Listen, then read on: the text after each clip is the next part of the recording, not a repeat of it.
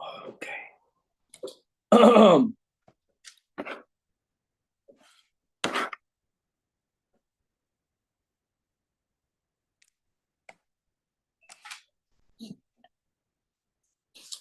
Good morning. With the help of Hashem, we are learning Yerushalmi Demai Perek Beis. We are still in Halacha Aleph. We're going to be learning today Daf Tez Zayin. We left off on Daf Tez Zayin Amud Aleph, right towards the end of the second line from the top of the Amud. Amar Rabbi Avamari or Abamari. And let's quickly recap where we are at. First of all, we learned that Kesarin, the old city of Kesarin, whether today's modern city is exactly in the same place, which could be or a bit off, the Kesarin from the times of Chazal was not imbued with Kedushas Eretz Yisrael because the Oili Bavel did not resettle that part, even though it's mamish on the Mediterranean. And therefore, if you have produce that actually grows there, it's exempted from it being tithed. In our topic, you don't even have to be concerned about demai. And even though we learned in the Mishnah, the beginning of this chapter, from the 5 items, the first of the 5 is the vela, the pressed figs, that they were exceptional, the ones that grew in Eretz Yisrael. And no matter where you buy them, since this only grows in the Holy Land, it has to be either tithed, or if it came from a yid, it's going to be demai. Though that quality also grew in Kesarin. So if you buy it in the Kesarin region, that's where we left off, it's completely exempted from it being tithed. Now, we're going to continue to learn more on this topic, and we will have to just give a basis to understand the principle, even though we learned it many years ago, important to review it, and that is the following.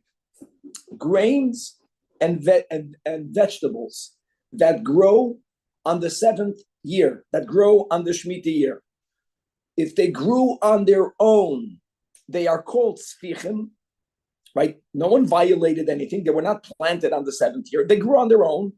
Midoi raisa, they may be harvested and consumed. Now we know that b'chlal, you have a lot of restrictions, and there is kedusha on the product that grows on Shemitah. In other words, it cannot be harvested like you own it, right? There are many limitations on it. You cannot take it out of Eretz Yisrael. You're not allowed to do schleida with Peda Shvius.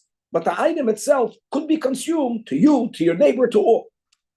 However, midrabanan, and we're speaking only on grains and vegetables. That means items, unlike fruits, that when you plant a tree, there's a residual growth. We're speaking about items that for them to grow, you need to plant them, and they grow one time. The Chachamim said that sfichim that grew from A till Z, all of it grew on the 7th year, is usher to consume, because they were afraid that people might, God forbid, actually plant it, and they're going to claim that it's sfichim.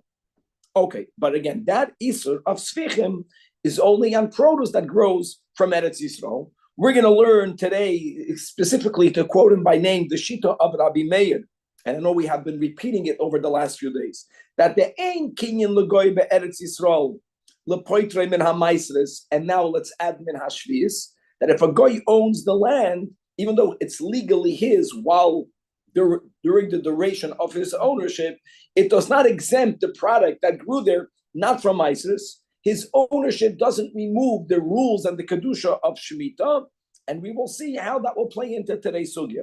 Now, another detail about Shemitah, we're going to be learning some dinim about Shemitah, and that is that money that's imbued with kedusha shvi'is may not be given to a goy. How will money be imbued with kedusha shvi'is? Very simple. If someone has product that did grow on the 7th year, all right, and you violated the prohibition of selling it, you're not allowed to sell it, but you sold it, so then the money that was received also has in it the kedusha of shvi'is.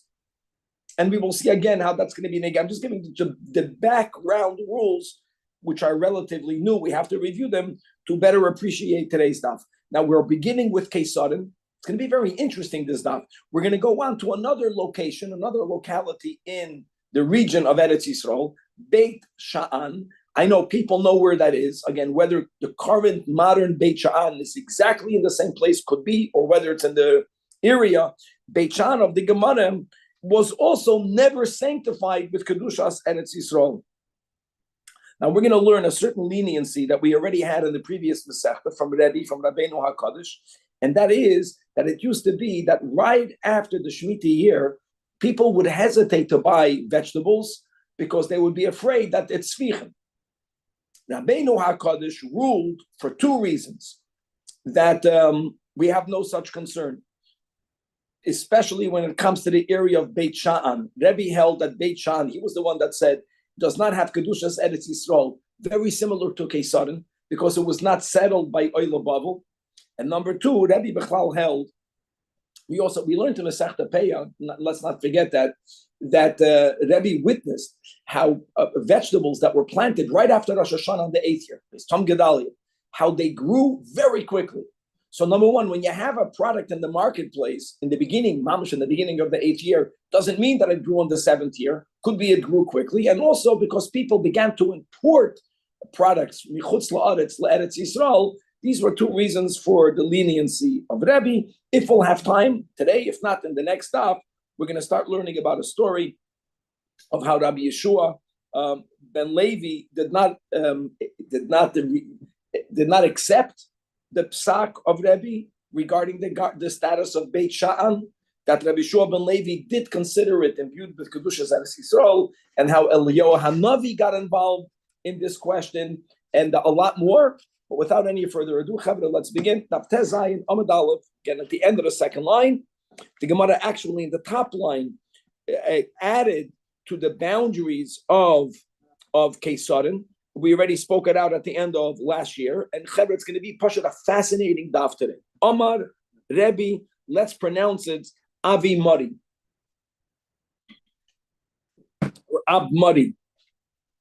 Like this, that Mileyon de Rabbanon Amri, we're going to quote a Braisa, and what we will learn by implication, Mileyon de Rabbanon, we will see that what, as we learned above, that the Devela, that Taka was unique. The quality of the Devela that we're talking about only grew in Eretz Yisrael. Nevertheless, it also grew in the Keisarim region, even though the Keisarim region was not imbued then, Bisman by Yesheni, up until the coming of Mashiach with Kedushas Eretz Yisrael, and therefore, bottom line will be that it's exempt from the Mai. Okay. Kol haminim huasurim beKeisarim. The following are prohibited in Keisarim. Now, that's because they are imported. They don't grow in Keisarim proper. And we're going to enumerate the followings. And guys, we'll repeat it. You'll have to remember. Chitin is wheat, pas, bread, yayin, wine, shemen, oil, tamarim, dates, oidus, rice, and kamain and kumin. These are the items that the Braisa says, again, we're going to clearly see, even though Keisarim Taka was not Eretz Yisrael, halachic Eretz Yisrael during that time. Nevertheless, these products, they did not grow there. When you buy them in a marketplace, they came from the surrounding areas. The Keisarim that was not imbued with Kedushas Eretz Yisrael was Mamish Keisarim itself, only until Migdal Malcha we had, or only until Ma'aras Talibain, a very small area. Now, what's the implication? What is not mentioned in the Braisa? The Gemara is saying now, V'loi Parshino Deveila. The Braisa did not mention this type of a pressed fig. Okay, now, if you're going to think that maybe the Braisa didn't mention it, if you're going to think, begin the Tinisa because it was already taught in the Mishnah, here in the Mai, the Mishnah says that the Vela, our Mishnah gave the 5 items. The first of the 5 is the Vela. The Vela, the Mishnah says, is chayv to be demai no matter where you buy them, even the chutz la'aretz. Maybe that's why the Braisa felt it did not need to mention it. That's not true.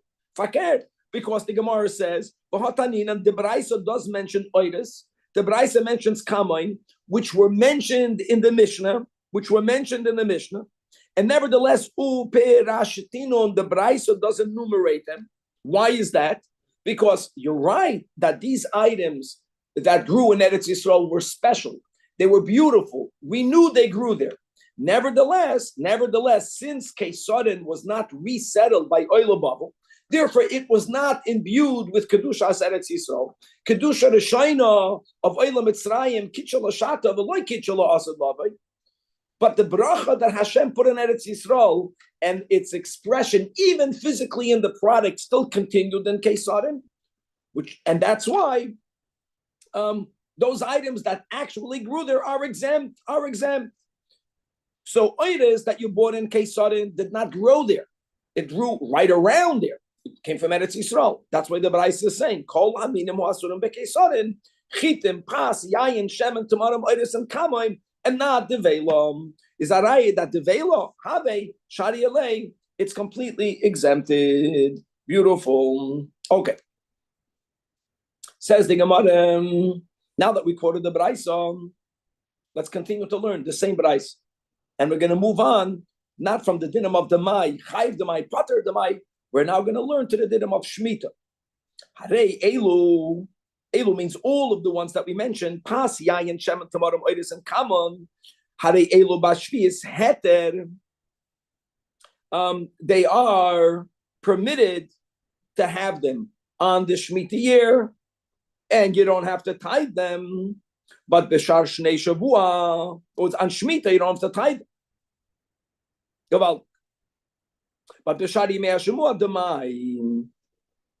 now we got a problem. Problem is, why would you be allowed to have them on the Shemitah year?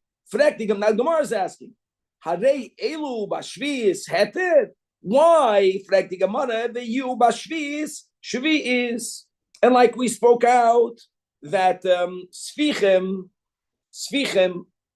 is referring to a product that you plant once and it grows once, grains and vegetables. Midoiraisa, if they grew on their own, then they are allowed to be consumed. Now I know they're allowed to be consumed like fruits that grow on the Shemitah year. They're not yours. You cannot gather them like you own them because you don't, because they're hefker, which is taka why these products are completely exempted from tithing on the Shemitah year because they are hefker. But midrabanan, from the items that the Mishnah mentioned. Now, I'm not going to go into wine and oil and dates. I don't have a problem with that because wine, oil, and dates, they're not sfichem. They come from residual growth that are not even midrabanan problematic on the Shemitah year. They are exempted from, but you can have them. But the other ones the Mishnah mentioned, which is the wheat and the bread and the rice and the cumin, that the Gemara is asking, it should be asur midrabanan. We are saying that it grew outside the region of Kesarim, which is taka why it's exempted from the Mai. So if it comes from Eretz Yisrael, at least midrabanan, how can the Baraisa say Harei elu b'shvius heter? Gavaldik answers the Gemara that Yisrael mishamtim, that Yidden, they keep the laws of Shemitah, meaning that which grows on the Shemitah year, they will not sell. They will eat if it's not the Sfichem. They will not sell. Another very important rule that we're learning today in today's daf. The whole Masechtas Demai is based on the premise that Amaratzim were lax when it came to the laws of tithing. Amaratzim were not lax when it comes to the prohibition of doing business with payros of Shemitah. In other words, they will not sell something that grew on the 7th year. Now, they will sell something that grew on the 6th year, which was very common on the 7th year. That's not a problem. So let's go like this. When you buy all of the items that we mentioned on the Shemitah year, so like we're going to go follow the majority. If it's coming from a Yid will not sell it. If it belonged to a Goy, which means the farm belonged to the Goy, a Goy is potter. This is important. In other words, midoiraisa, sfichem is not a problem. We're dealing about the issue that if it grew on the 7th year, it should be asud because of the isur derabanan of sfichei shvius. The isur derabanan was never put on that which grew from a Goy, and I'll tell you why. The reason why the Chachamim said that sfichem of grains and vegetables are asur is because we are afraid that a Yid might plant it. A Goy is allowed to plant it. A Goy is allowed to plant it. Yeah, we are following the shita that it has the kedusha of Shemitah. But it's hef, you get it. But it has kedusha. We're saying that we're following the opinion, Kevan, that land, even though the Goy is not bound by the laws of the Torah, but it's still imbued with Kedushas Eretz Yisrael. Okay, so I guess a Yid would not sell the product of the seventh year. A Goy has no issue with Svicha. Now, the only category left are the Kutim that we spoke about in the last year. The Kutim were the nation that they taka converted. At the times of Chazal, there was even a question mark whether they were halachically Jewish or not. Independent of that, they kept many mitzvahs for themselves. They had no problem doing something that will cause you to sin, because they misunderstood lifnei iver loisit and michshol. They only understood it kipshute, which is not the way Hashem said it means. Which means Kutim would sell something that you're not allowed to eat. Now, maybe it grew by Kutim. So therefore, let's follow the Roy Gavaldik. Says the Gemara like this: the Yisrael, the Goyim. So we have three categories. If it was owned by Jews, they would never sell, even Amaratz. If it was owned by Goyim, I don't care that they're selling it because there is no Isur on Svich. Eloma might be Kutim. Now, Kutim, then, we're going to go with the Shita that they're Jewish, but they would sell it to you. Well, so let's give every group, let's say, a 33% possibility. So it's, Roy. It's 2 against 1. The Yisrael, the Goyim Rabim on the Kutim. And that's why all of the products that you buy in the Shemitah year, you are allowed to consume. Now let's go back to the Demai. The Shar Shnei Shavuah, we still say, again, the Chiddush is, even though you bought them in Keisarin, because unlike the Dveila, all of these items of the Braisa were not grown there. They were for sure imported. It's imported from down the block. It's imported from a mile away. But it's imported from Eretz Yisrael. Here we go like this. The Yidoi Yisrael Misachim. All right. Goyim are Peturim. Now, I want to add one nuance to something that we never mentioned until now. Again, yes, we are following the Shita that ownership of land of the Goy does not exempt its product from Shemitah, does not exempt its product from Isis. That stands together with something else, which is that whenever the product reached Gemar Malach, if it reached Gemar Malach while it belonged to a Goy, it's going to be exempted from Isis. That's something that we mentioned in the previous Masechta, and we're going to mention it again. That's the meaning of Goyim Peturim. Doesn't contradict the rule that aim king in the Eretz L'Goy Be'eretz Yisrael L'Patrim and Hamaisis. Okay? So now we're going to them. So here again we have a Roy. Yisrael v'Goyim Arabim ala Kutim. And by the way, in other words, we're just clarifying why isn't it Tevel Gomur? It's not Tevel Gomur because of this Yisrael v'Goyim against the Kutim. Now, we just learned Rabbi Yechanan and Abu Lazar. So you have to understand that even though we had this machlokes, which was a little bit strange, whether the majority of farmlands at the times of the end of the Mishnah, beginning of the Gemara, whether they belong berubam to Eden, whether they belong to Goyim, that does not affect our little limited topic, because we're learning specifically about Kesarim. We're learning about items that are sold in the marketplace of Kesarim. And yes, the Pas Yain, Shemen, Tomarim, Oiris, and Kamoin did not grow in there, but when they were imported, they were not imported from the other end of Eretz Yisrael. They were imported from the region right around it. And the region right around it was owned by Yisrael, by Kutim, and by Goyim. That's why we are following the same logic based on the Metzias at that time that we follow the Roiv. Atkan, Gavaldik. Okay. Bottom line is, guys, for people who just came in over here, is that we substantiated this anomaly that in the times of Vayeshenim, and therefore until the coming of Mashiach, Kesarim proper is not imbued with Kedushas Eretz Yisrael. Produce that grows there, the only product that grew there was the vela, were these figs, will be completely exempted from Isis, but all other items, yeah, they were sold in the marketplaces and Kesarim, but they were imported. And therefore, again, we follow whether Ladin Demai, whether Ladin Shemitah, whatever the Roiv was at the time of the Brais. Daf Tez Zayin Amid Beis.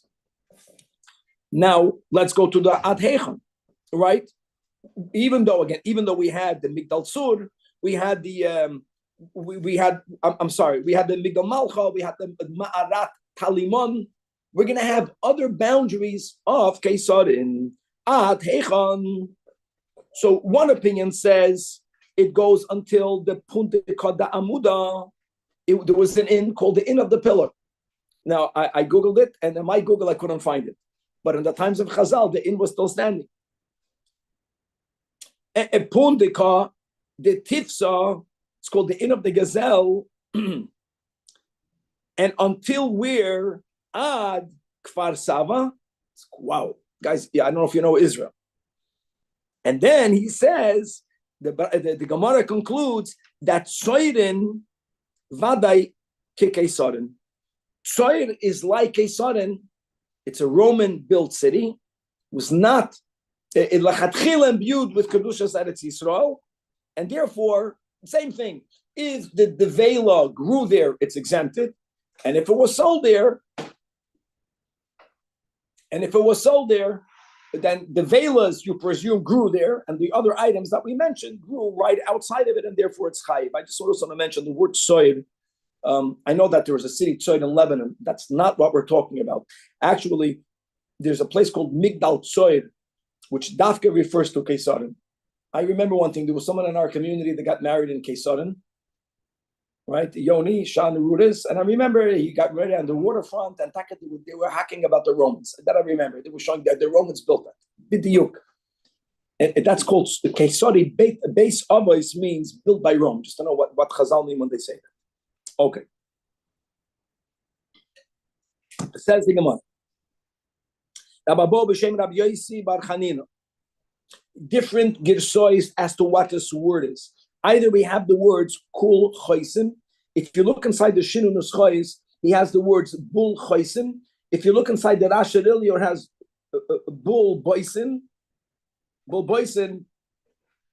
3 lines from the top on the right side, and the Rasharilio, the Pedek Hameder Samavusho, Mefarish Minte Eina. It's a certain type of fig. That was of the lapida, they made a certain type of dish out of that fig. So let's go with that. That kol sainin, the ones that are sold in Keisarin, harelo asurin. Even though we just learned that the velas that are sold there, guys, are exempt because the normal, beautiful Eretz Yisrael dikad vela that they sold in Keisarin grew there. Since it is not Eretz Yisrael halachically, it's muted. But this kol sainin, bul sainin, bul boisin, that fig they imported harelo asurin. Because most of what was sold in Keisarin did not grow there. Some of them grew. You follow the Roif. Where did most of it come from? From an area called Har HaMelech. And Har HaMelech is Vadai. Eretz Yisrael, for those of us who remember Gita and the whole sugi of the Churban, Har HaMelech, we learn about Har HaMelech. And that's Eretz Yisrael proper. Rabbi Bar Ado Omar, he says like this, that the only ones that you have to be concerned is only belligerent, only the white ones. However, Verabon and the Keisan and Omrim, the opposite. The only ones you have to be concerned is Ba'adumim. And L'chura, again, it's not even a machloikis, it has to do with every season. In other words, when you live on such a boundary city, it's a little slip of land, completely either by the sea or surrounded by Eretz Yisrael. But Allah Habdul, because Gaza is holy, even though all the tzaras come from there. But Keisarin is not. It means you have to be very careful to determine what grows there, even if something grows there. Maybe what's sold in the marketplaces, berubam comes from out, and with white, the red, every season you have to be careful. Just be mindful of it. Okay. And we're going now from Keisarin to Beit Sha'an. Beit Sha'an, same thing. Says the Gemara Rab Ze'eda. He quoted Rab Chia in the name of Rabbi Yochanan. And this was the big chiddush, that Rabbi hitted Beit Sha'an. Wow. In other words, Rabbi held, and the biggest thing about Rabbi was Keisarin. There was never a time that people thought Keisarin is Eretz Yisrael. People remembered when we came back under the leadership of Ezra, in the beginning of Bayesheni, for whatever reason, that strip of land, as beautiful as it is, just only on the water. No one settled there. It was never imbued with Kedushas Eretz Yisrael, and it stayed that way. And ultimately, when the Romans came at the end of Bayesheni, they built it up. It's like a Roman city. Beit Sha'an, people thought as part of Eretz Yisrael. Comes along Rebbe and he says, "Hit Beit Sha'an." Look inside the Marafulda. the 5 lines from the top. Beishan, loy kafshu oila hagoyla. Because Rebbe was megala that when people, oila hagoyla means people that came up from the Babylonian exile, even though they didn't come from Babel, they came from Persia, but it's still called the Golus of Babel. The Kosavan, and therefore Rebbe holds the law of Eretz Yisrael. And therefore, coming back to our topic, also it's exempted from the dinam of Shemitah.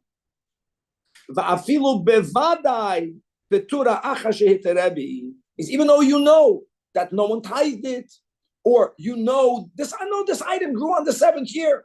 We just said Sfichim should be Asr Midrabanan. No, it's not. Everything is fine. Now, where did Rebbe get this happen from?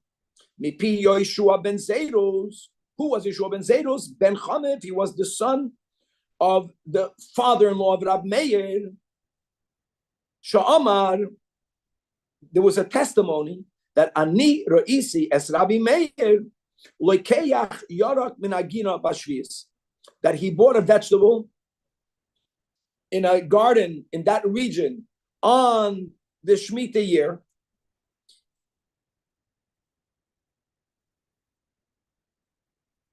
And what's the issue? Because since Rav Meir is the one that holds that ein kinyan legoy be'eretz Yisrael lahatkiya min ha'maisles u'min ha'shmita, which we keep on repeating, we're going to learn Tanoim that disagree with that, which means, that if you have land owned by a goy today, even though the goy is exempt from the mitzvahs, but the land is holy, his ownership does not remove kedusha shvi'is, which means the product that grows is imbued with kedusha shmita, and therefore, let me tell you what happens. If a yid were to own it, a Jew is not allowed to sell it. If a Jew violates and sells it, or in this case, the goy has no mitzvahs, the goy sold it. If this item is holy with the kedusha of shmita, when you sell it, the money that's given in its exchange gets the kedusha of shvi'is imbued in it. The money now is called money, shmita money, and shmita money has the same limitations of shmita, which is you're not allowed to take it out of Eretz Yisrael. You can't do business with it. Now the guy is exempt from keeping all these mitzvahs. The guy won't behave with the money any different way because he doesn't have to. But now you have money, and you're not allowed to give money of shmita to a guy. Everyone agrees with that. So Rav Meir, who is the author of the opinion, that even though a guy might own something legally, it's still holy, and the item is still shmita. According to Rav Meir, you may never buy product of shmita from a guy. He's allowed to sell it, but how can you buy it? You're going to get it. I know that you're going to behave. You're going to keep it in Eretz Yisrael. You're not going to do business with it. The problem is not your buying of it. Your problem is you giving money for it. Now the money gets imbued with kedusha shmita. And nevertheless, we witnessed Rabbi Meir buying vegetables from a vegetable area in the Beishan region.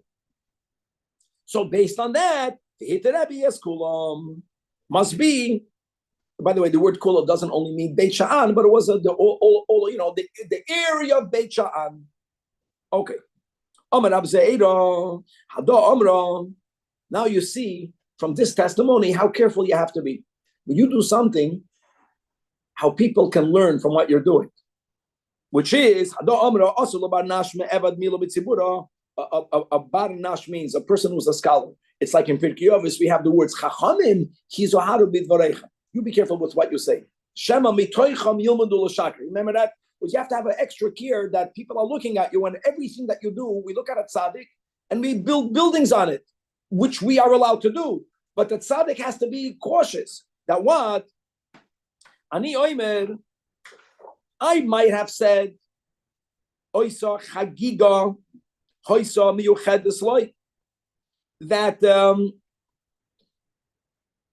I would have thought that only that little area, that little garden, was not imbued with Kedushas Eretz Yisrael.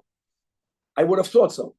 But for Rebbe to go ahead, and he was not only matir, he was matir Beit Sha'an and the region.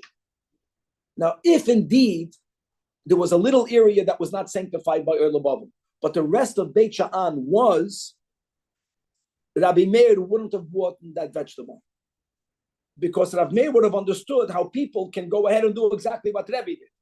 Like no one knows to differentiate. Maybe it was only a limited area. The fact that Rab Meir bought from this guy a vegetable is because he knew the whole region is not imbued with kedushas haaretz. V'yater eskulam. So this is really a message to the holier people, to the Talmidei Chachamim, how careful we have to be. Says the Gemara, I want you to know that the Rebbe hit Beit Shan. Same Rebbe also hit Keisarin. At least we had a daf that he wasn't standing alone. And Rebbe hit Beit Guvrin. Rebbe hit Kvar Tzemach. All of these areas. Look inside the Rashadili on the left side. He says something very interesting. Beit Sha'an, Keisarin, Beit Guvrin, Kvar Tzemach, Kulin, Ma'alei Misin, Hoyu Lo Oila Mitzrayim. All of these regions, he's saying from the beginning, they were not settled by Yidden. They were settled by Goyim. But when we came up from Mitzrayim, because of our subjugation of the entirety of Eretz Yisrael, those Goyish neighborhoods remain Goyish neighborhoods, but they pay taxes. They weren't even considered conquered. I think he's trying to explain why didn't Jews settle it? Because there were never Jewish cities. The Kolchchein Lo'oila bubble we're reading inside that Asherilio, finished. Now the Kiv and the Loikiv Shua Loila Elo Loila Elo. So Nechal and the Nevad. You can work on the Shemitah. There's no Shemitah and there's no issue with Maisres. Okay. And if a guy owns it or Yid owns it and something grew over there on the Shemitah year, it's not Shemitah. It's not Shemitah. You can buy it from them. Now another head says the Gemara that Rebbe hitir likach yorek matzoy shvius miyad. We just mentioned, and let's quickly repeat it for David over here, that midoy raisa, something that grew in its entirety on the Shemitah year, is allowed to be eaten. Something that grew. It's called sfiach. If not, what's the whole topic? Elama, when you don't have that item in the field for the animals, then you can't eat it in your house. You don't take ownership of it, but you take off the trees. Everything is hefker. Hold on. When it comes to items that are not residual, which are grains and vegetables, the Chachamim said that if they grew in their entirety on the Shemitah year, it's awesome. Because they were chayish that a Jew will plant it, and he'll say, oh, it grew on its own. By the way, I'm emphasizing in its entirety because now people that keep Shemitah, what they do is that in the beginning of the 7th year, they inspect fields. Some items already began to grow a little bit. If it began to grow a little bit on this epis, it's not included in the sisur. Okay? Now, being that svichim are asur, so people normally in the beginning of the 8th year, when they began to sell vegetables in the 8th year, in the beginning, I don't know what the beginning means, the first month, I don't know how to define the beginning, people were noigla isur. They were saying, how can I buy a vegetable? It grew on the Shemitah year, midrabanan, we got an issue, at least midrabanan. Then you have an issue with selling, there's many issues. Rabbi said no. Rabbi says when you go to the marketplace in the beginning of the 8th year, or Matzoy Shvius Miyad, you have no problem. You can buy vegetables. Now, there was 2 reasons for that. One reason is we learned the Masechtas Peah, that Rebbe witnessed how they planted vegetables in Eretz Yisrael. This is already after the Churban Abayis. There was still the blessing. They planted it, some Gedalia. In other words, they planted it the first day you were allowed to work the land. And in 2 or 3 days, the thing matured legamre. And that was the thing that Rebbe reminded the land that the temple is not standing. Like, what are you doing? This blessing should not be here, which was very sad. So, but he witnessed that the land is still miraculous, so to say. Number two, we're going to learn this later in this Masechta, because of the restrictions of Shemitah, as time progressed, people figured out how to import things. So when you buy something in the marketplace, halachically, you can say, why do you have to be suspicious that it grew on the Shemitah year and someone violated the Surah Shemitah? So that was the big head. Now, no one had that head before. Rebbe was matir, Yoram was and everyone was speaking not positively about Rebbe.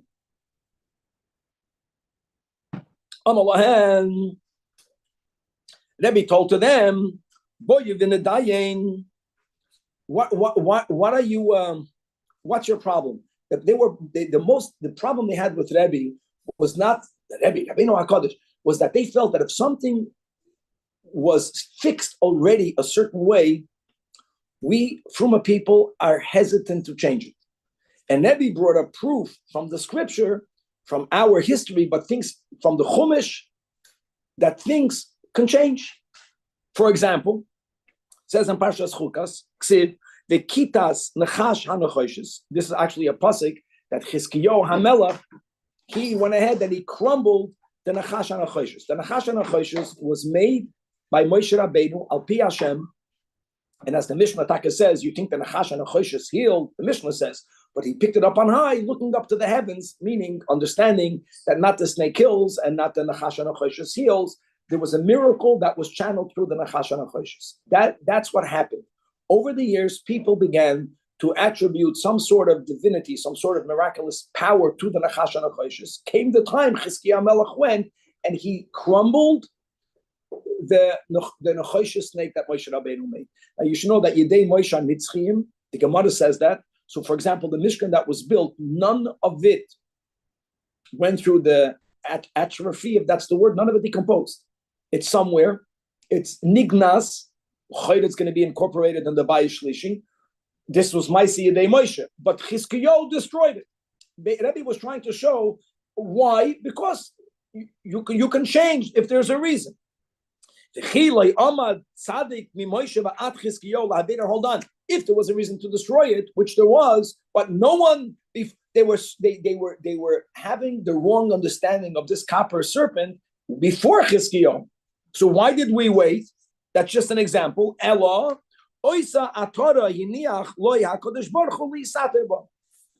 we say the words that every person has their birurim, and that was his to do. So va'anan means I. Just he said we. No,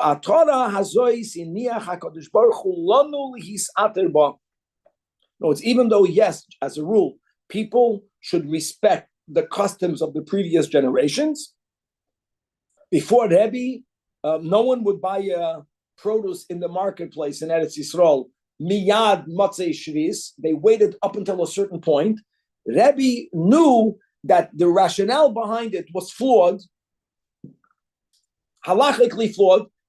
Yet sometimes you leave the custom. Rebbe felt it was his merit to go ahead and for him to change that. Now you have to appreciate the difference between it, and that is that when something is prohibited, for Rebbe to make a heter, it takes a lot more koyach than to go into the opposite direction. Now, Nechash HaNechoshes was permitted. It was. What Chizkiyahu did was he asked it. Koyach the heter is odif because it's harder.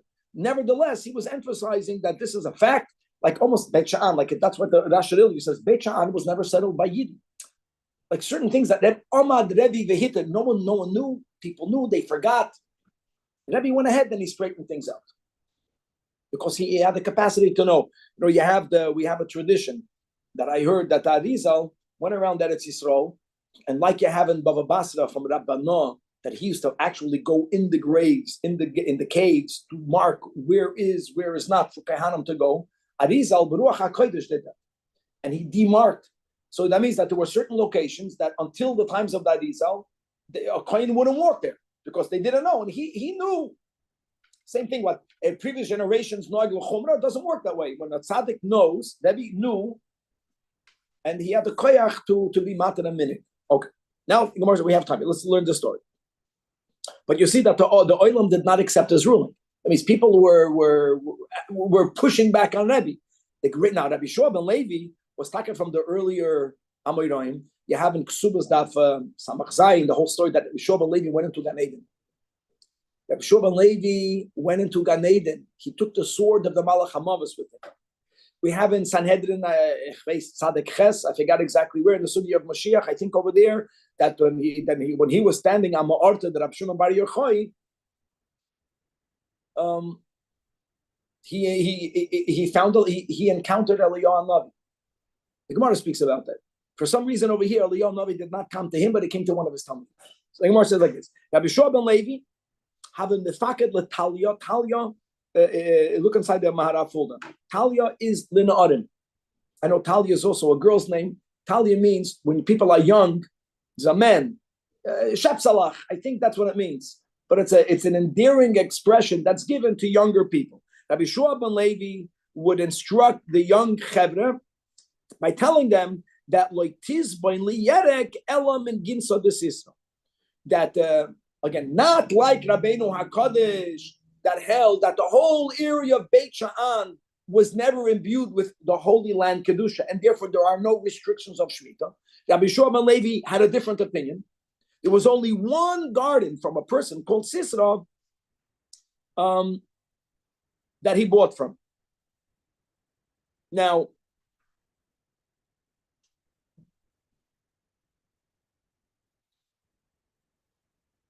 the reason why he bought, look inside the Talmud Barafoga.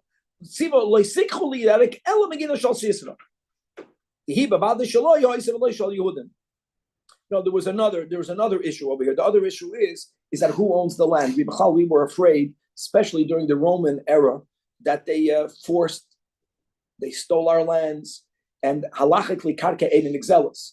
So there are other issues. Do they belong to Eden? Do they belong to Goyim? Rabbi Shua ben Levi knew there's only one garden in the whole Beit Shan area, the garden that belongs to this guy called Sisra.